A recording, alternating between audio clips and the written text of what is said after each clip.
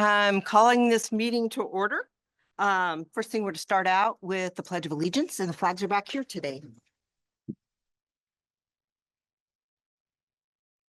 I pledge allegiance to the flag of the United States of America and to the republic for which it stands, one nation, under God, indivisible, with liberty and justice for all. Welcome. Thank you for coming, especially on this beautiful sunny day, and for your work, your volunteer work, and to helping our kids. What I would like to do is just housekeeping stuff. Please remember to mute your phones. And also, this is being recorded, so it's very important when you speak to turn your mic on. And when you're finished speaking, turn your mic off. Sometimes we help our friends, so if they need help.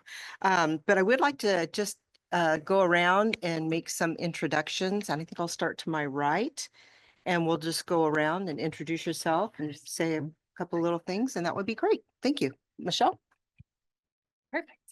Michelle Nee, Assistant Superintendent and HR Director for Roseburg Public Schools. Hi, everyone. Good to see everybody. Jared Corden, Superintendent here. Steve Hammerson, Board Director. Keith Cubic, member of the board. Mike Leone, Board Director. Tom Nelson, 1970 graduate, Roseburg High School, born and raised in Roseburg, and it's a great place to live and raise kids. Melissa Roberts, Director of Student Services, Roseburg Public Schools. Dawn Malinoff, Accounting Specialist. Danielle Littlefeld, Budget Manager. I was in between. Cheryl, soon to be retired in 2 months, Northam. And Jill Weber, I'm the Director of Teaching and Learning. I am Leah Murphy, just a member of the Budget Committee. I'm Becky Marr, member of the Budget Committee. Mother of 3 daughters. Mother of 3 daughters, 2005 graduate of Roseburg High School. She got an A in government. Because I went and got her Dr. Pepper's. There you go. Okay. Quid pro quo, right? Mickey Hall, I'm a budget member, taught in the Roseburg district for a long time and love the school board. Nikki Messenger, and I'm a Budget Committee member. Ann Krimitz, a school board director. I'm Mike Schofield. I'm an RHS graduate, and that's Riddle High School for full disclosure. We had 3 children that went to, that graduated from Roseburg, and 3 grandchildren that did, and wonderful, wonderful schools. I'm Rod Cotton, Director on the Roseburg School Board. And I'm Andrea Miner, currently board chair on the school board.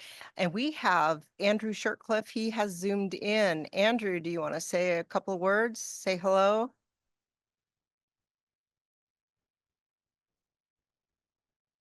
He may be driving on the road. So thank you anyway, Andrew. He's a board member. So anyway, just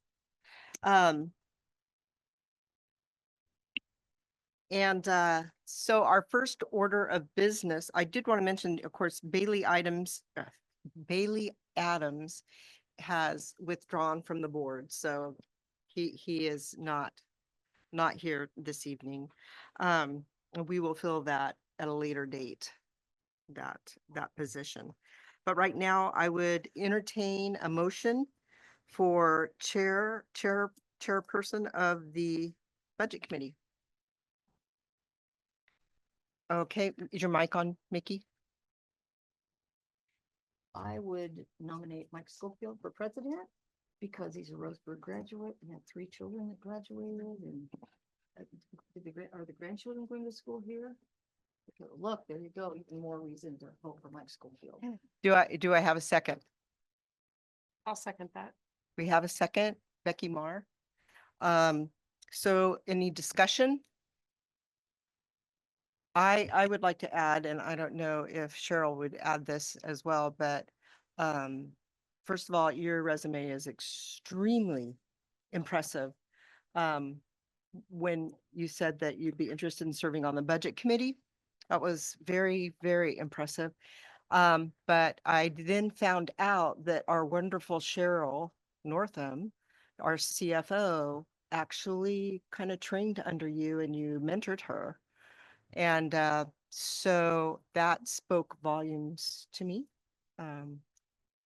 So anyway, I just wanted to say that. Any other comments, discussion? Nope, great. Then all in favor, say aye. Aye. All opposed? Okay, motion carries. We have a new chair. I pass the gavel. I don't have one, but the meeting is now yours. Sounds great. Couple of things. This is a wonderful opportunity for all of us to ask questions as the budget message is delivered and the budget detail is reviewed. And what's really important is we're going to have a vice chair before we do anything, though. I'm entertaining motions for a vice chair. New blood. I nominate Mia. Do we hear a second? Okay, the motion has been made for Mia Murphy to be the vice chair for this committee. All those in favor say aye. Any opposed? Thank you. Now we're moving. It's important to know that many of you have been involved in schools, especially Roseburg High, for many, many years. And Mickey Hall, I'm grateful to finally meet with you and sit on a committee with you. You're a legend at our house because of the time that you spent with students. And I called my daughter the other day and I said, I think I'm going to serve on the board with Mickey Hall. And she said, oh, let me tell you a story, Dad. No, it was a good story. She has turned around a lot of kids in high school with her career. And those stories are still floating everywhere. So thank you. And it's an honor to serve with you. And thank you for the nomination. First of all, today, we're going to remember that the purpose of this meeting is to focus on the budget. And it's also very important for us to ask any questions we wish, and we'll depend on the staff to provide the answers, or maybe some of you have the answers already. We're going to start with the budget message by Superintendent Cardin, and then we'll go to the staff immediately afterwards. And I think Danielle Littlefield will be the presenter there. Superintendent Cardin. Thank you very much, Chair Schofield. Appreciate it. And again, just to reiterate, Board Chair Minor, thank you for being here. There's lots of things you could be doing on this beautiful day. I'm sure there's, weeds to be pulled, probably good to be here, but there's things to do on this beautiful day. And I thank you for your public service. It means a lot. So I'm not going to read the budget message that I wrote, but it's in the document. I'm sure you've seen that already, but I just want to highlight a few things. First of all, I'll just say this. This is many of you have seen budget documents in the past, but it's a large document with lots of object codes and lots of information. And we hope tonight to provide you with the context to better understand all of these numbers and what they mean. What's most important is that this budget has been built and designed based on our strategic plan, which is built and designed and centered on kids. The truth of the matter is when we think about budgets are really an opportunity to serve children. That's the goal. And so we find ourselves in a little bit of an interesting time in this budget season for a couple of reasons. We're at the beginning of a biennium. And so it's important for us to realize that brings a kind of a level of complication when we're not sure actually what our budget's going to be. The governor has a proposed budget. The Ways and Means has a proposal as well. Joint Ways and Means Committee. We're kind of reading tea leaves in Salem. We've been pretty actively involved in the budget process in Salem and advocating for some things, but we still don't have a budget yet. So that's important to realize. Add to that, and it's been a busy legislative session. There's lots going on there, but there's a level of uncertainty right now with federal funds right now. This is the first time in my career we don't have budget estimates on federal funds yet this late in the year. We still have not received even estimates for title funds, IDA funds, and some things. And there's it's a complicated time right now. I think Oregon and the federal government are possibly in a game of political chicken that could have our children's futures in the wings. And we're kind of trying to navigate some of the adult political ideologies that, and just watch and try to shepherd the right conversations to make sure that we have the funds to serve children.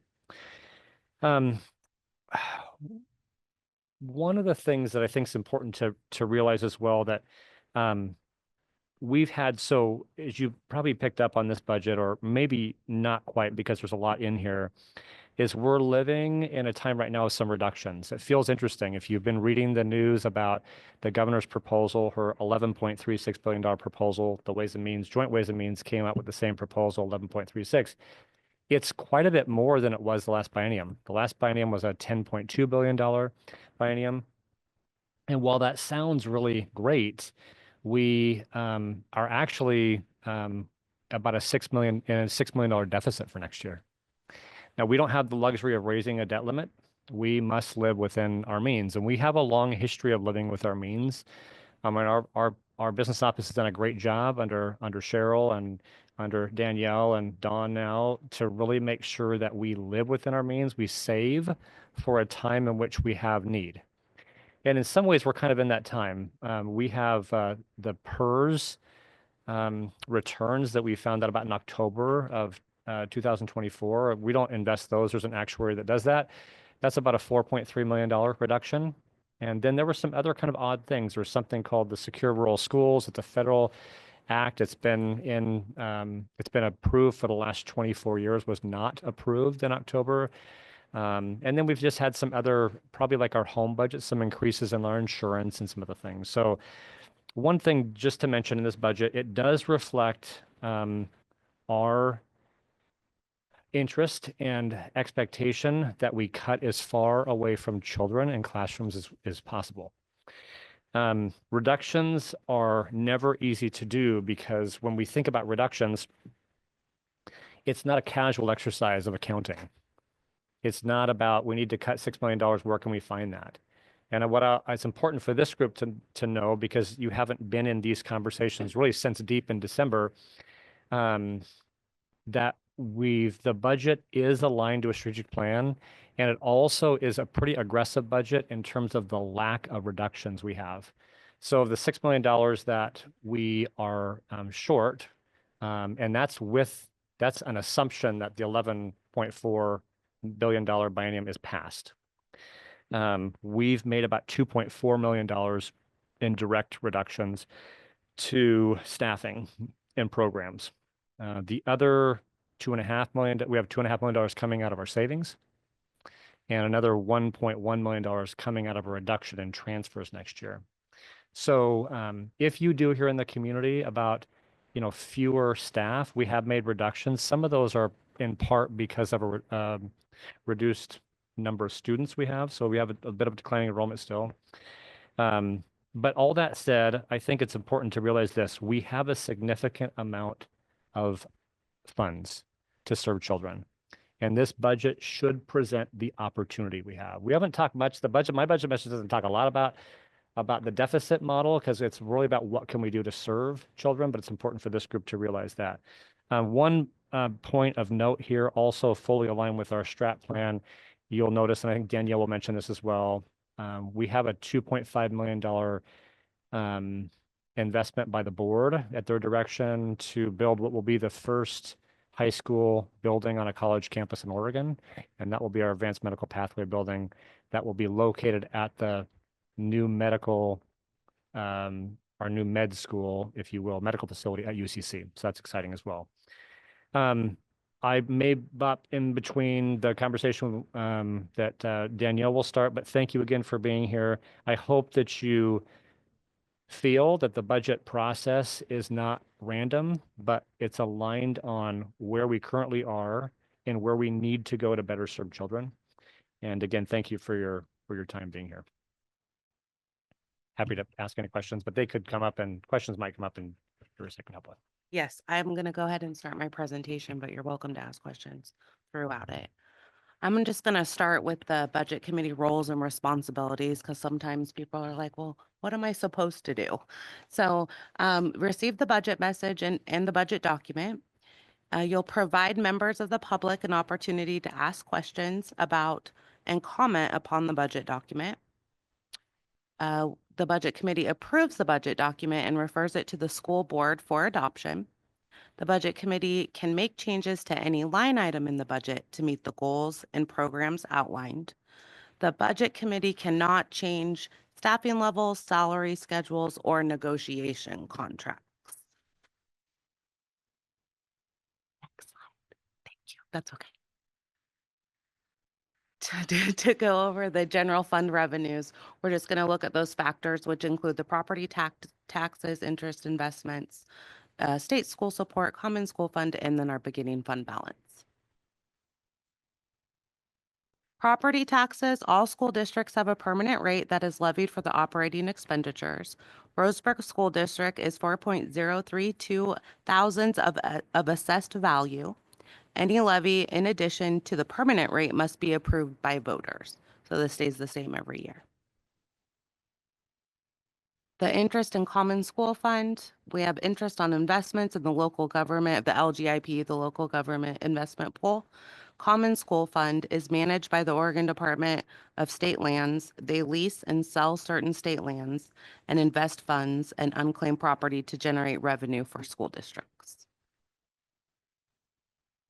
And then we have our beginning fund balance. So this is the excess of the prior year's revenue over expenditures.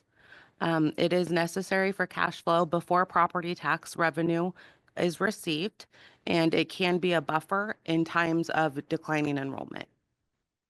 This line item is budgeted as a current revenue, budgeted to be spent, so it is usually budgeted for less than the actual amount of cash that we have on hand. And then this is some details about the school support fund. It's the main source of funding within our general fund. And then this is I won't go through each one, but this is the calculation that's used on how that calculation is made and how we get that allocation.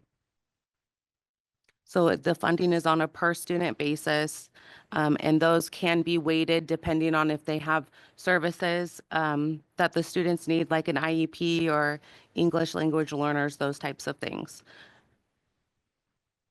Next page.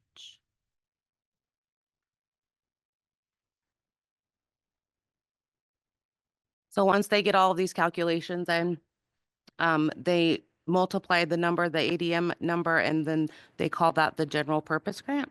The student home to school transportation is reimbursed on a percentage basis.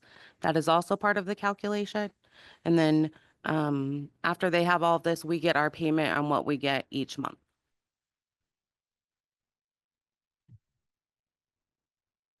So we have some changes from last year's revenue, and Superintendent Corden mentioned that the federal forest fees, the Secure Rural Schools Act, the federal program that we normally do get revenue from, it's not included in our current budget because the House of Representatives failed to reauthorize and secure that grant or that act, but they are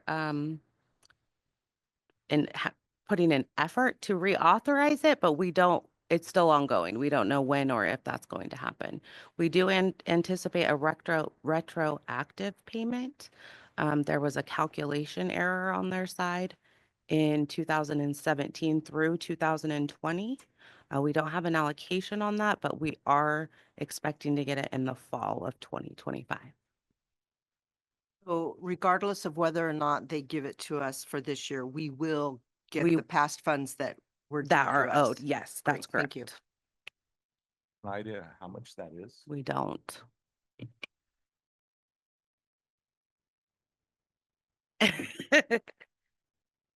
Yeah, but I mean, I think it could be upwards of about $1 million. It might be a little less than that or that in ballpark, but we think it's, so there were overpayments to some districts and there were 82 districts, I believe, that were underpaid for a series of years. We've actually, the legislature passed I'm not sure if they'll take money away. I don't think so.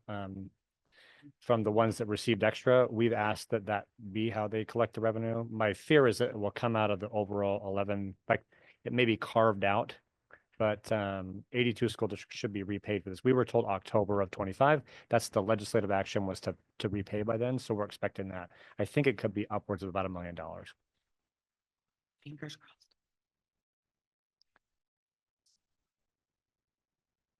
650,000 or so, right around there. It also supports, I mean, jump in whoever, you guys know the budget way better than I do, but it also does support, just important to know, there's been, I mean, what it'll say is Roseburg benefited $1 million from this, but the county also receives, there's money for the county for roads and some other things as well.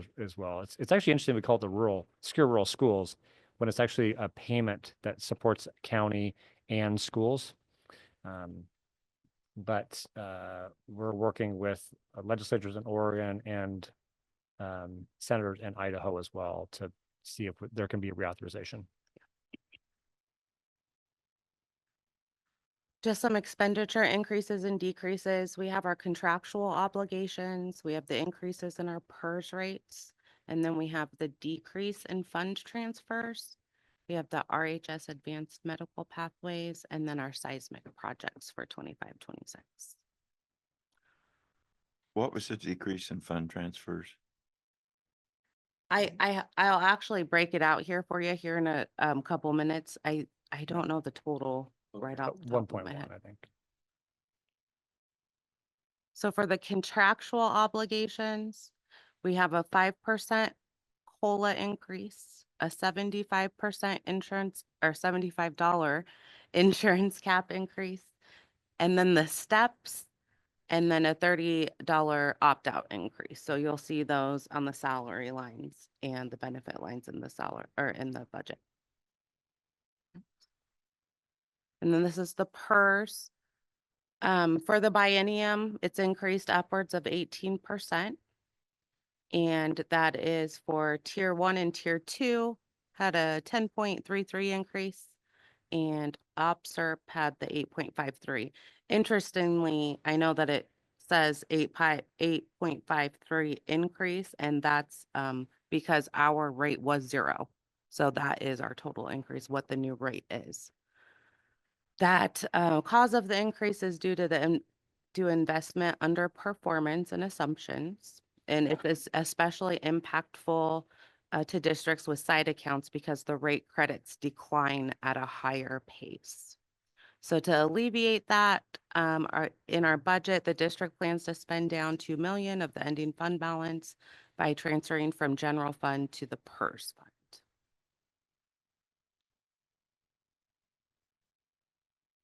And then here's our transfers. Our tech fund was reduced by 390,000. Our vehicle replacement fund was reduced by 100,000.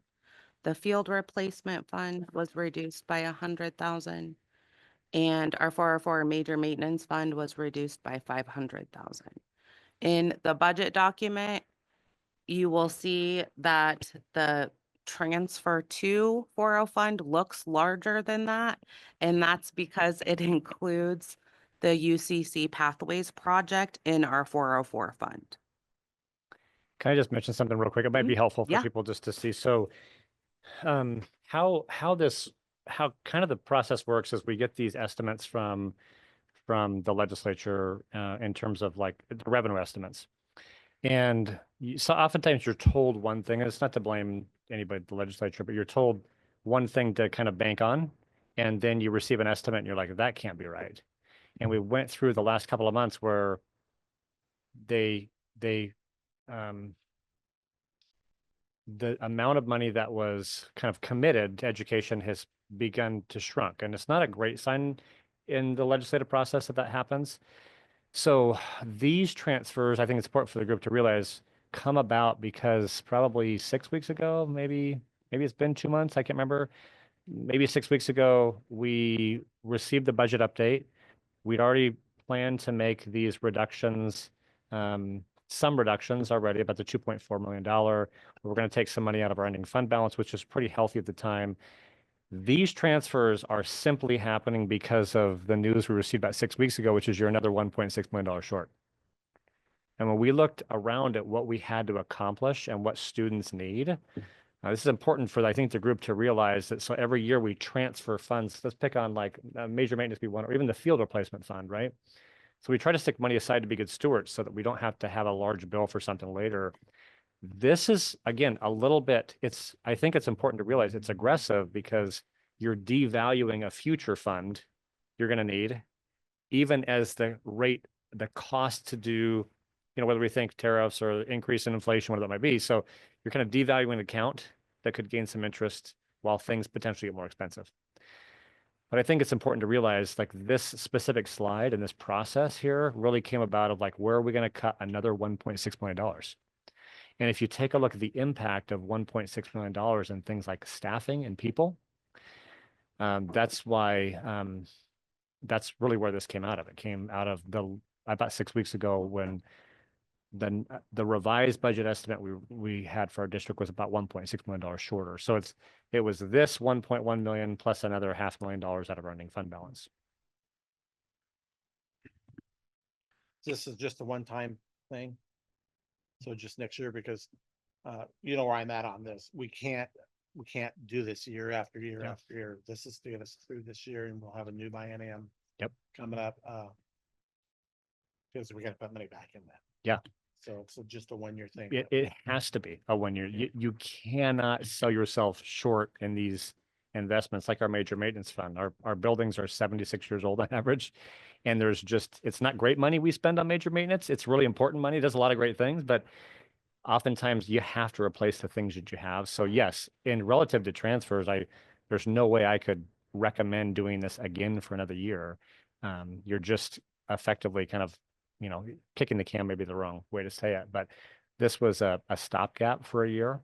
Now, I think we do have the biennium structure gives you 49% year one and 51% year two. And there are some other legislative things happening right now that I'm optimistic. We're really kind of knee deep in a couple of things that have both R&D support, Republican, Democrat support around special education, some things that could provide some more funding. We felt like this was the best way to go for a year. And I feel better about this partly because of our ending fund balance situation. But yeah, to your point, this is a 1 year only option. Go back just a couple of points when we're talking about cuts. We, just for clarification's sake, we did not cut any teachers. Isn't that correct? Most of our teachers were either the ones that were leaving were retiring, or we offered them other positions throughout the district. So because that's very near and dear to our hearts. So Yeah. we were not wanting to do that if we could. Yeah, do I that can take stuff. that. You can take it away. Yeah, I mean, we worked through a process where we've definitely made reductions, but the reductions have come through attrition for us. One of the goals when we settled the contract, we kind of had this mantra of like, don't just consider coming to our district to work as a rental opportunity, but you should buy here, live here, raise your family here, retire here, be here. When you have employees that go in and out, it's just an inefficiency. It's an operational inefficiency, and it's a huge loss of revenue when you do training and it walks out the door. And so we were strategic. Part of this, what you see in this budget document is reflective of the fact that we've been able to reduce a number of positions, total number, teaching, 12 teaching, some admin positions. Yeah. So, but we have been able to retain our staff. And if you are our staff retention rate is nearly 100% this year. And so it's strong. And if we get a resignation, oftentimes that's a process where it's just not the right fit for the employee or the employer. So. And even on top of that, we're with RBS, we're absorbing that staff as well. Yep. Yeah, that's That's correct. even going further above and beyond. Yep. So I have a question as well. There's a $4.3 million reduction. Even not knowing what the state or federal monies are going to be. So what happens if we find out that we're getting a lot less from both or one or the other? Yeah, it's about a $6 million reduction. 4.3 is in PERS. And then we have a loss in federal forest fees. Our safe rate went up about 40% or so, as of 120,000 or so. So it's about $6 million total is what our deficit, and that's at the 11.4. And so the budget, we have to have a number that you can't, I mean, I think it's important for the group to realize the minute this is approved by the board, it'll be incorrect. I mean, that's just how budgets go. But there's the level of uncertainty around federal funds and even state funds. Part of our, I think, it's a bit of a conjecture here, but it's, I think, accurate. If you look at Oregon's total budget, so this, for the first time in Oregon's history, we've crested $40 billion. That includes lottery funds in Oregon. So it's as much as it's ever been in Oregon. So $40 billion is the state budget. The total budget Oregon operates on is $118 billion. The delta on that is not primarily the biggest payment into Oregon is around Medicaid. So when when there gets to be questions about Oregon's compliance to how the federal expectation might be or whatever, that's why we're seeing a bit of Oregon's hedging a little bit on maybe receiving less money. And so that's why we've seen a decrease in that. We do have assurance for next year, for the 25-26 year, around IDEA, Title I, and Title IV. We don't know about Title II and Title III, but we don't have assurance on any of those funds for the 26-27 year.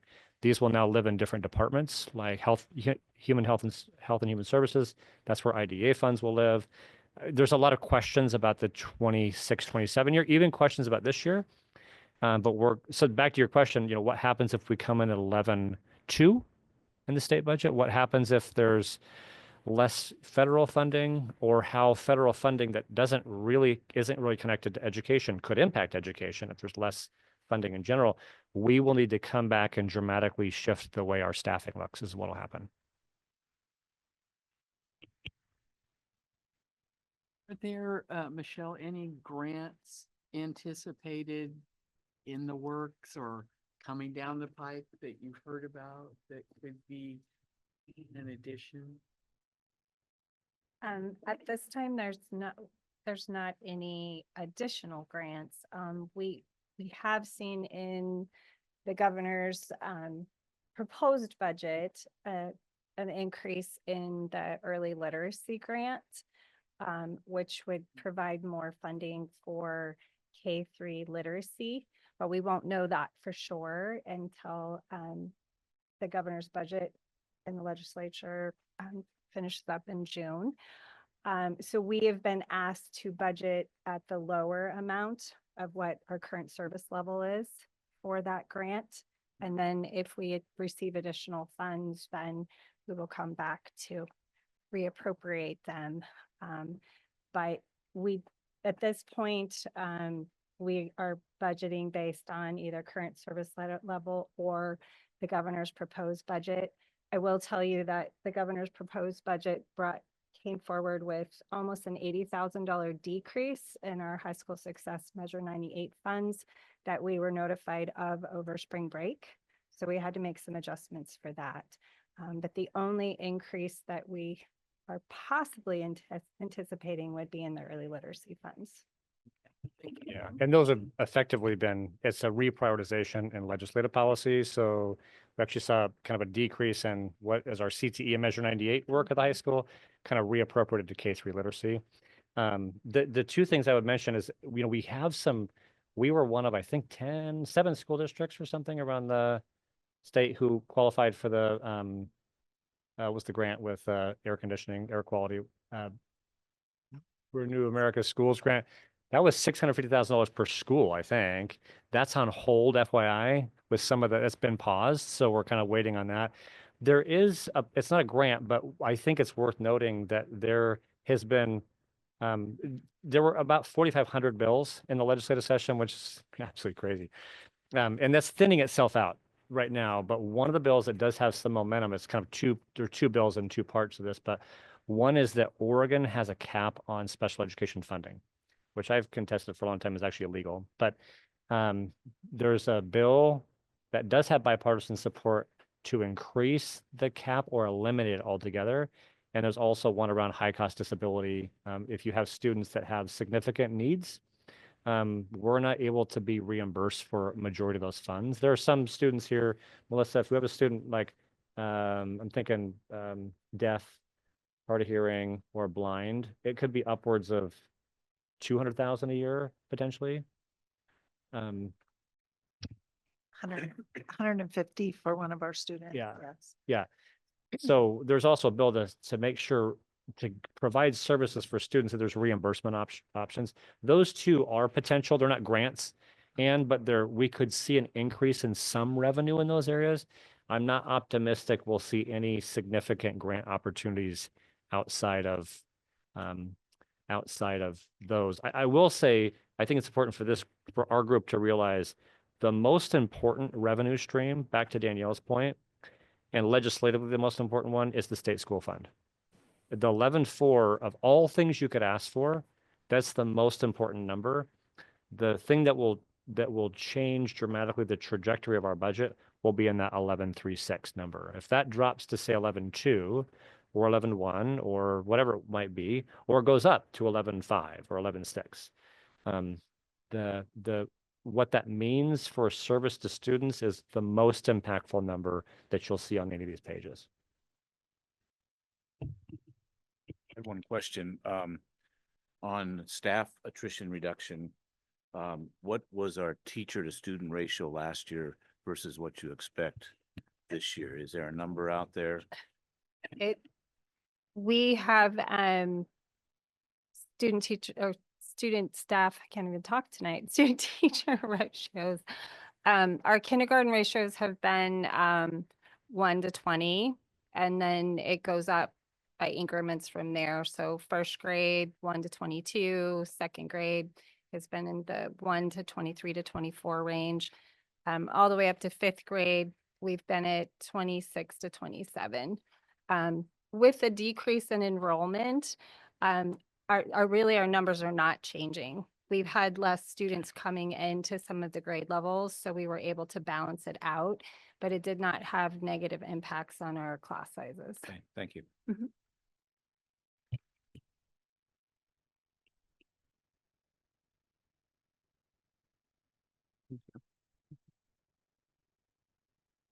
And this is just discussing the RHS Advanced Medical Pathways.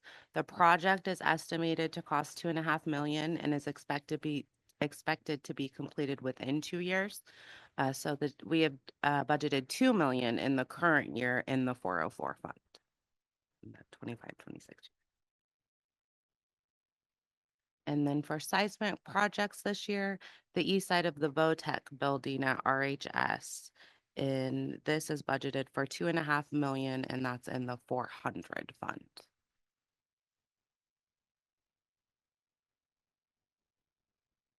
And that's all I have for the highlights of the changes in the budget. So we can open it up for discussion or questions. If you had a chance to review your budgets or had any questions.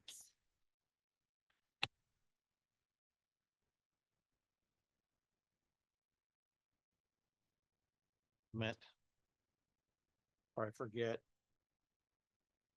Michelle talked about staffing,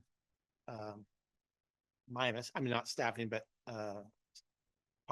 student population enrollment is down. I'm trying to think, about 100 kids over last year.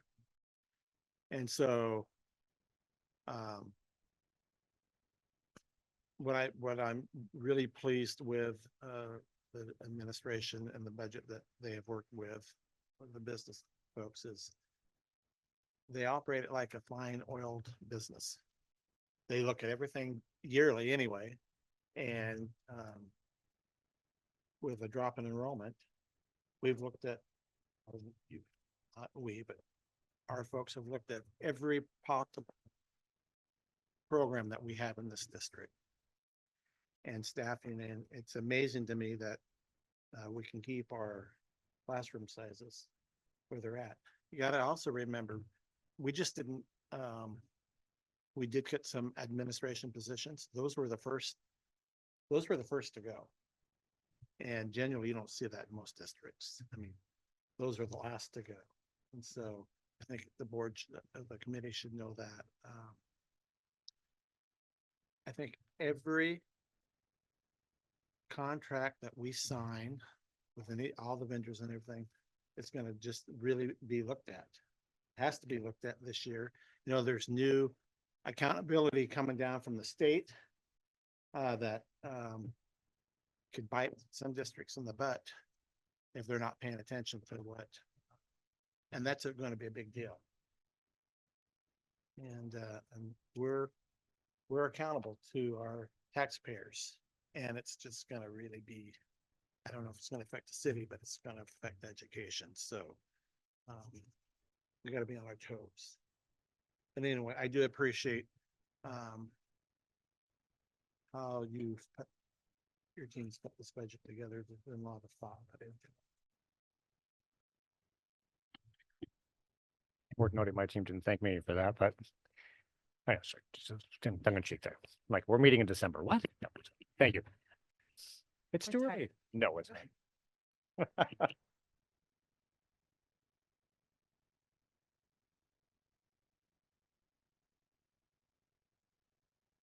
I just want to say also, in all the years that I've spent in schools, I've never seen a time when revenues were so unpredictable as they are this year. And that has got to cause a lot of heartache and anticipation of what will we do. And at the same time, the budget structure, the budget process has a lot of flexibility should we need it. So this will probably be a year of reviewing our proposed, whatever we approved, and even before adoption, there may be changes. So whatever happens, the process is flexible enough to handle that, and the appropriations can change to manage it. But right now, as we've heard, it's a little bit early. We haven't received some of the projections. And so we're staying very conservative, it looks to me like. So that's the position to be at. I just make that comment because I'm a little surprised that education for kids has always been a priority. And I'm sorry, in the state of Oregon, we are where we are, but we are where we are. Other questions, comments? Chair, can I mention one thing real quick? I apologize. I think I've talked too much already tonight.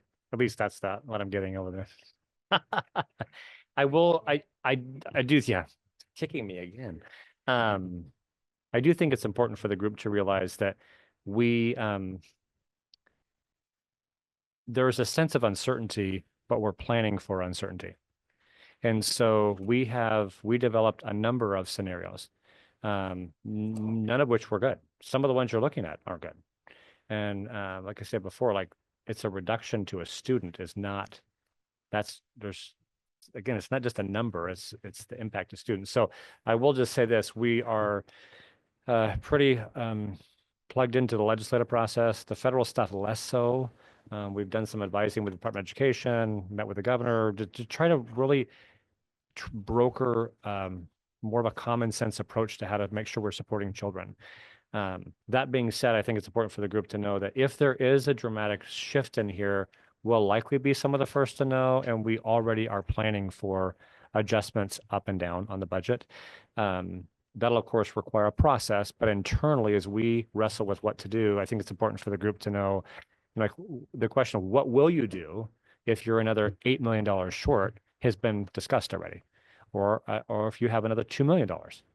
And so I think it's important for the group to know that they're not documents we like to publicly share because they're really sensitive because there feels like there's a value there to maybe people feeling undervalued or that you're choosing one thing over the other. But I think it's important for the group to know we feel our responsibility is to plan for some uncertainty. At the same time, to hold the reality that there's a significant amount there are a lot of numbers in here. It's a lot of revenue to support our community and our kids. And we want to focus on that. And then the back end, do the harder work of if we had less money, what would we do?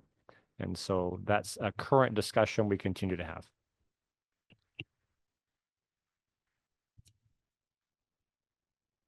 I'm so grateful, thankful that we have been conservative and we do have some surplus that, is really helping us where many districts, I don't think, just like households, if you don't save anything, and we have done a good job with that, and we want to continue. We don't want to just drain our funds that we have because we do have our older buildings, which things just can happen like that. And we just want to make sure that we keep that some padding there. And I think we've done a good job with that and appreciate that this budget still reflects that we're going to have some adequate to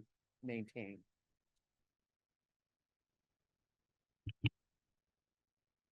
That previous slide, the seismic to 2.5, that's Eastwood and Winchester. RHS. Oh. Okay, so is that all grant money? Okay. All right, that's it. So the money that we're, I guess you would say, borrowing from our those other funds, say the state does come through and we get instead of 11.1, it's 11.6. Will we be able to? Are we committing ourselves if we sign off on this? Are we committed to still using those funds, or can they be returned? We do not have to do planned transfers. So if at some point we don't need that transfer, we do not have to make the transfer.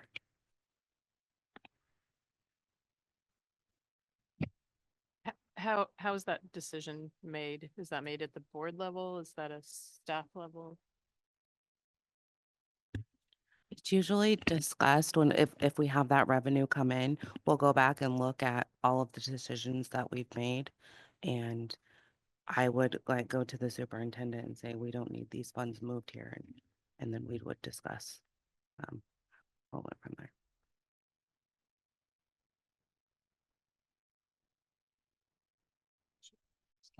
Can I ask a different question? So we keep talking about old buildings. What is the plan for Old Main? What time is it? How much time? The current plan, no, I think it's okay. I mean, the current plan is it actually is used 6 periods a day for weightlifting right now. And other than that, the Old Main is, it's interesting. It's actually in worse shape when you don't use it. It's really interesting. Like I was in there the other day and it's, so in case you didn't know, the Old Main is a building that was started in 1924 and completed in 1926. It turns 100 next year. And I think the 100-year anniversary of the building provides an opportunity for the community to start talking about what we want this building to become. What's the function of the building for the next 100 years?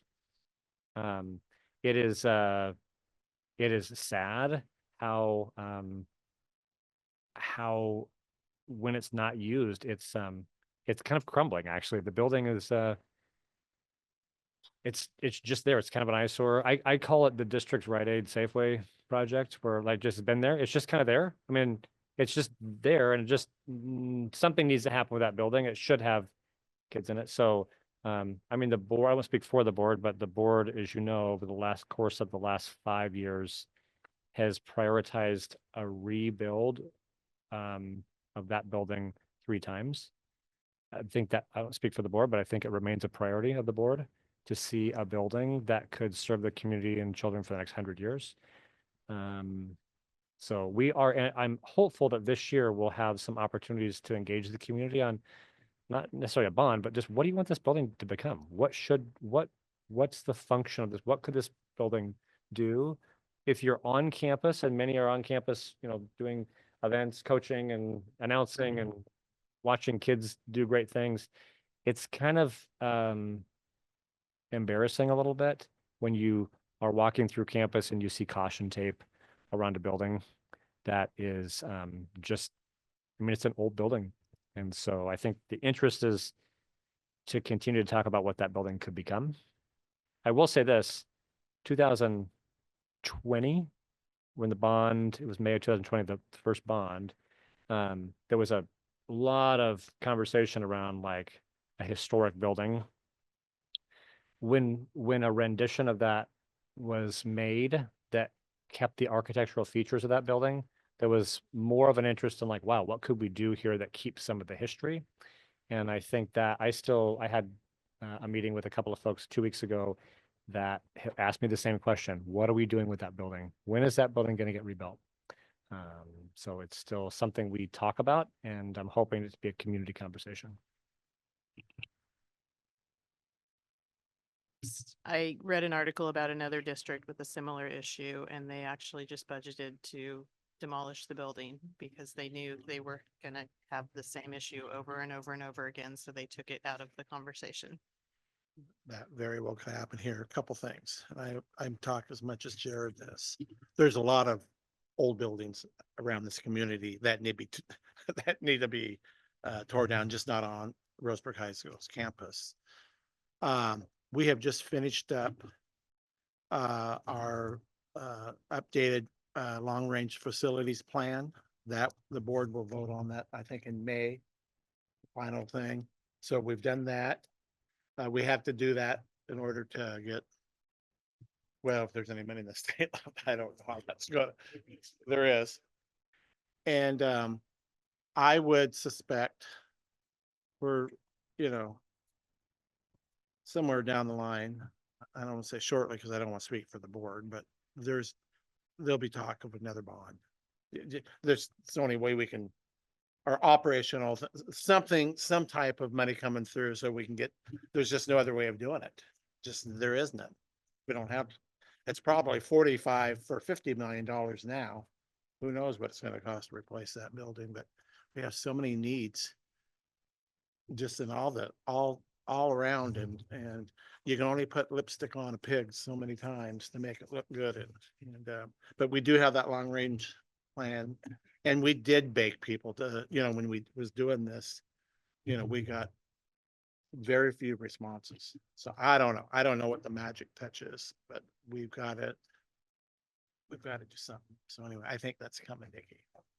And to be realist, I keep staring at that picture and what a big piece of the campus is taken up with a weight room. Related to that, I have a question. You have the lowest permanent tax rate in the county. And I've been back, 5 years now, and I've watched the bond levy go down. And can you just help me understand what the obstacle is on the levies? It's an interesting question. I don't know that I can fully answer that. I do think this, I think if we view a levy or a bond as a tax and not an investment, it won't be well received.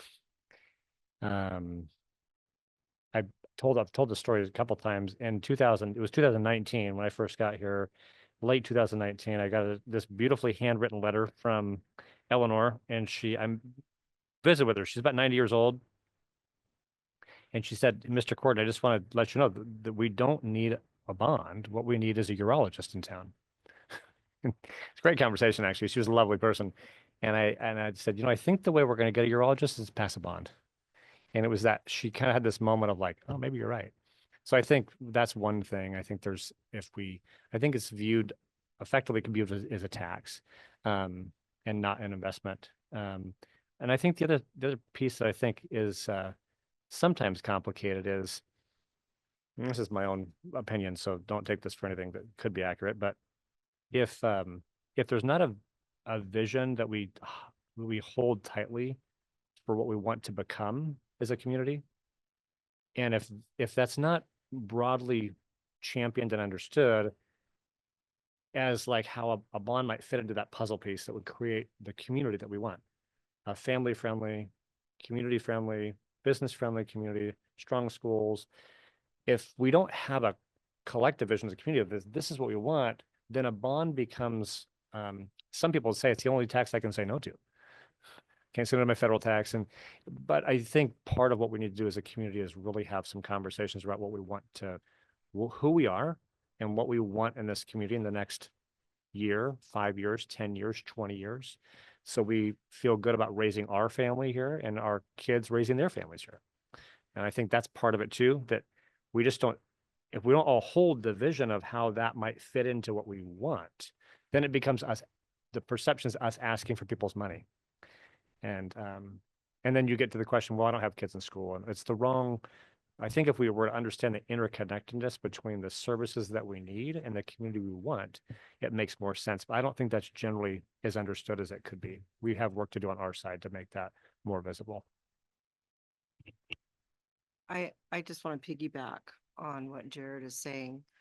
As I've been out in the community and I start talking and about what our kids are doing, what we're doing, and you know, there's so many things that we are doing here that no one in the state is doing.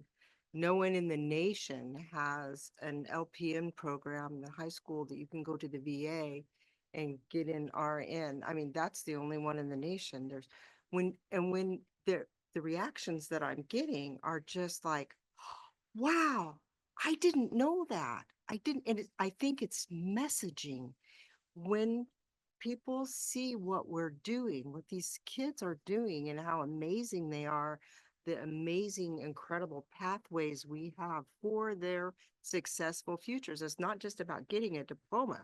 It's like we're caring about what happens after that, you know, so which it will have an impact on our community. And this will make a place where everybody wants to buy and not rent, you know, so the messaging and realizing that this is an investment and that this what is not only going to change our kids, but it's going to change our entire community.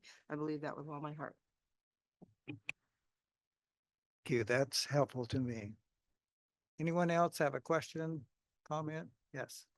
I just wanted to ask, I know that it's real heavy into the medical side of things and the pathways for medical, which I'm so proud of. So thank you for that. But is there different trades that you're looking at? What else is going on? Yeah, so I mean, I think it's important to realize there's a number of amazing pathways already. Like if you go to the high school, we still have people ask, like, remember when you used to do auto shop? And you're like, oh my gosh, we do that.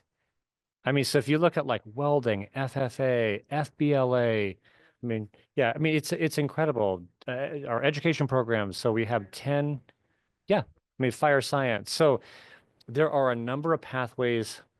I don't know that I mean, we do a lot of messaging. Chelsea's back there, but I'm not sure though how it penetrates always, like into people understanding. And there's been a lot of rhetoric around schools. So sometimes depending on what you're listening to, like I think maybe to Chair Minor's point, you start to form other opinions about schools and what's happening.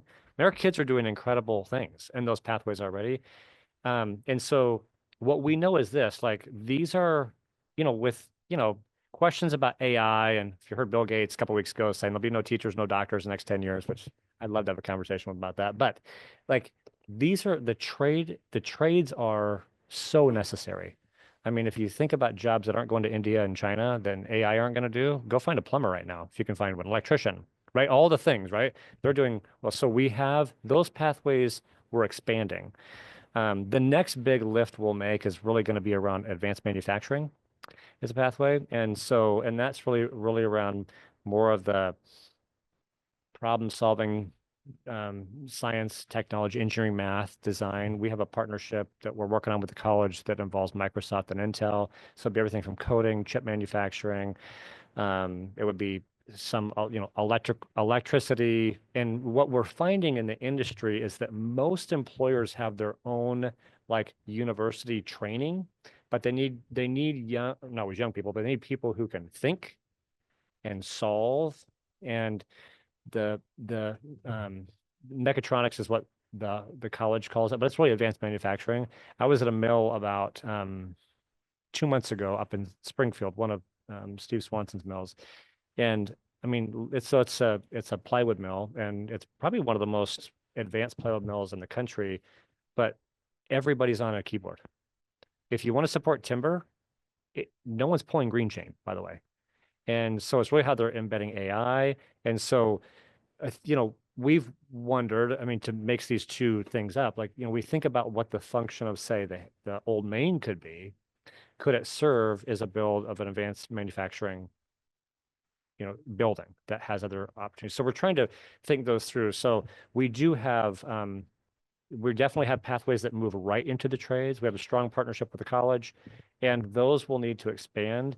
What we're doing, which is probably important to realize, is our business community, and this involves a lot of our trades partners here too, are, and I'll tell you a story about that in a second, are saying, we're going to them and saying, what do you need in the next 5 years? What do you need in the next 10 years? And what we're kind of doing, this is how the medical thing got started, is like, we can build that for you.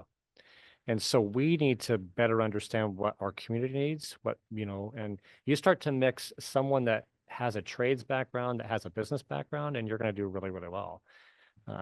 I will tell you just one quick story about the pathways, and it's not just to be specific about the medical pathway, but I received a call about a month or so ago from someone who's interested in investing.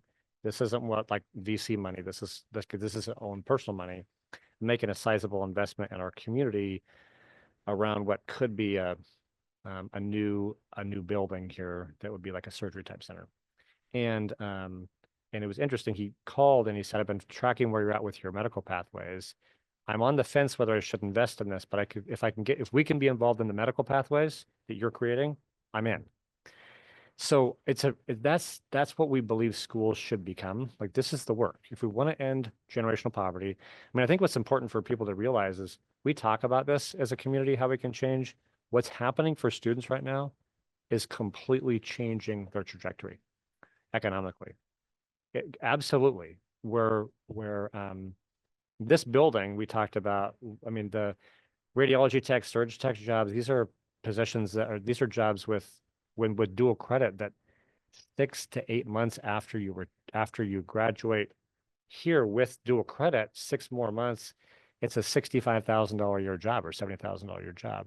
And that's the big one. No student debt. The LPN to RM program is going to be 21-year-olds with an $85,000 a year job. And the thing to realize about the medical pathway, and we're getting there in the other pathways, is there's a guaranteed job. It's not like it could have a job. You could have a job. We'll have employers competing for our kids while they're in the program. So there's work to do there. It does involve other industries. We know we need that as a community. And I've said for years, we don't have a talent problem here. What we have is an alignment problem. We send kids all over. Kids are getting college offers right now to Princeton from a high school, and Harvard and Stanford and all over the place, and Oregon State, and all these great places to be at. And it's great if they go. We want a pathway back, but for many kids, they don't see a future here unless we make it clear that they can have one. So. Yeah, it wasn't my intention to say, oh, you're just focusing on medical. In fact, you do a great job, Chelsea, of pointing out what other things, but I just was wondering what was next on the docket. So that's. Yeah, I think what we really want to do, and this is hope the budget does reflect this, keep the ones we have. Yes. I mean, if you look at and you can look at this as a graduation strategy. So our graduation rate was 80% in the high school, right? Want to get that up. But I will tell you this, if you don't come to class and work, you don't graduate. That's the way it goes. The gift we give kids is, if you're going to walk across that stage, you will do the work. It doesn't happen everywhere. I'll just tell you that. But if you look at our students that had 2 or more courses in CTE, it was a 95% graduation rate. Remarkable, 15% delta. Why? Kids need more choice, but they also need more purpose to see why they're there. And if you want to be a welder and you'll go for that class, You love that class. You want to be a mechanic, right? You want to be an FBLA, you want to be a nurse, whatever the thing is. And so part of this strategy and this investment is that we really believe strongly that if kids can see their purpose and they can see a future, then it's not us saying you need to be here to take this course or this series of classes. And so we'll continue. The pathway work's important work for the board and myself personally. I did want to add to that. I do see a gap with the medical pathway and other pathways unique to Roseburg. We have an older community. You can go on Nextdoor, you can go on Facebook. The need is vocal that we need medical, I mean, urologists. We need medical professionals in this area. And I found out personally, we need them in the state. So I mean, to get Roseburg as a hub for medical professionals across the state, taking care of two birds, one stone to me. I mean, it's really, to me, it's important to get that medical pathways program just humming. I totally agree with our aging population. I'm not looking at you. Okay.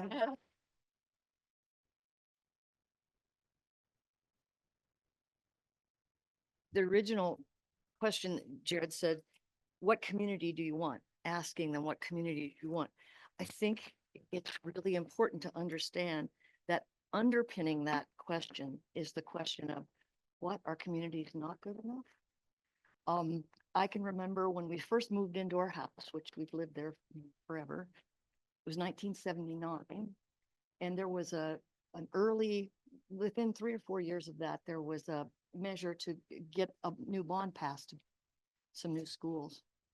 And my neighbor across the street, whom we got to know because we borrowed his lawnmower and everything else that new homeowners do, he came over and told us that it was ridiculous to think that we needed to replace anything at the high school because he'd been in the auditorium and he saw the ceiling tiles and there were actually holes in them where kids had thrown balls up there and broken the tile. Well, anybody that's been in there, you know how tall that ceiling is.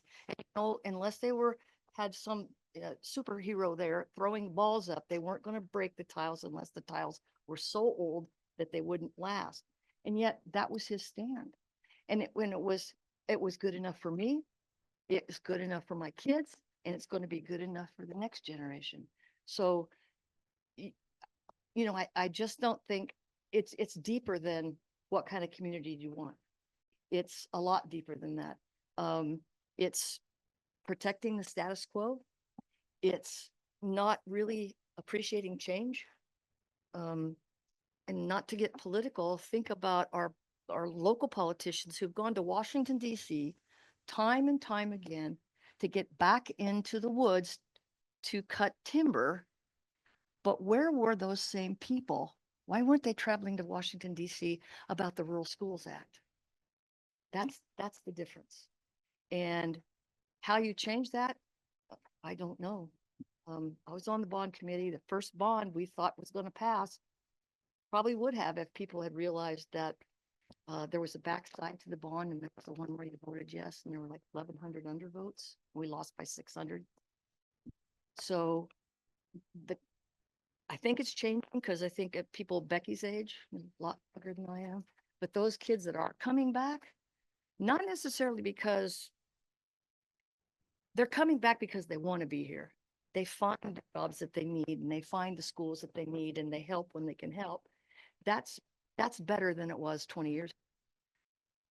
And that may help, but they're busy raising families when people my age are busy trying to figure out how we're going to live, from one day to the next. Yeah, exactly. Yep. I was just gonna also add that we are trying to paint that vision for kids, help to get that vision painted for their future early on. We're really committed to starting that even in the junior high, middle school. What do you want to, what do you want to do? What do you want to be? What jazzes you? And I think as we start younger and even, in elementary school, you thought, oh, I want to be a nurse. I want to be a teacher. I want to be, well, we want to keep fostering that. oh, great, you would make a great nurse. Let's, you know what you need to focus on to be a nurse and start encouraging that. And I think we're trying to build that even in the very early stages and just carrying it right on through into the high school. By the time they're there, they're pretty sure what they want to do. I mean, there's a pretty solid idea. And I mean, I remember being in high school and not knowing really much of a clue what I wanted to do till I got to college. Well, by that time, you've already invested a lot of money and time, and we're trying to help them get that kind of dialed in much earlier. So I mean, I think we're on the right path to doing that in the investments we're making Yeah. thus far. Okay, last comment. Sorry. Becky, your point's important though. Here's why. Our kindergartners right now are going to be mid-career in 2070. Think about that for a minute. That's pretty amazing. I mean, maybe 2065, right? So I do think we have to be malleable. There's things, the world's shifting, right? We can't get kids ready for our past. It's about getting kids ready for their future. And their future is not really our past in many ways, right? The way my kids are growing up is much different than the way I grew up. And so I do think being like malleable, like what is our next step? Gosh, we got to think about that really deeply. We have to really, really figure out like what these investments mean. And so I appreciate the question because I think that it's requisite of us to really better understand like how does the landscape of education change. But relative to this budget, we feel like it does meet the community and student need. I feel like being willing to adjust that too as times change, AI enters our world, and being able to adapt to all those changes too. Great conversation. I appreciate it. And I heard a lot about messaging.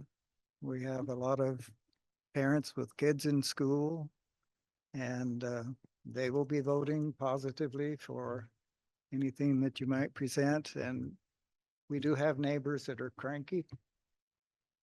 And it's usually the older people like me that are cranky about a lot of things. So don't let that discourage you in any way. Appreciate your time today. Is there any more discussion or questions at all? I just had a quick comment. Jared, I like your point about a building with an investment and a purpose, not just a tax. And I've always supported school bond levies. This last one I felt was complex and very large. And I think that, and I've had these conversations with you before, that if we can identify that project at the high school and we can identify the purpose, what it's going to be used for, how it's going to benefit our youth and the district, and we get the public used to passing bond levies, I think that's going to be our possibly our road to success in passing that type of thing.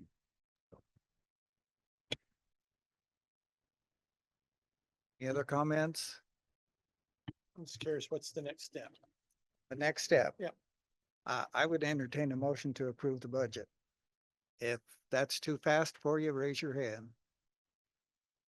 Okay. What would you like to do? What would you like to do tonight to accomplish that task? Well, the timeframe which I've had this budget document has been short. It's really been short for all of us. I think also if there is any information that goes out, and there should be some information goes out about our budget process, that I think there were great questions. I don't know how much of the budget itself has been reviewed by each individual. I want to complete my review of this individual, but my individual review, send in my comments so they can be responded to at the next meeting and be prepared to consider adoption at the next meeting in a week. Okay, thank you. Tom? I completely agree with Keith. all the times I've been on this budget committee to do this quickly when we really haven't, we've had comment about a lot of things tonight and really haven't gotten into the meat of the budget. I would find it a little lax on our part to not to approve something like this tonight. Fair enough. In that case, we'll just recess our meeting. And our next meeting is scheduled for the 23rd. So thank you all for your comments. Who do we send out our question? Okay.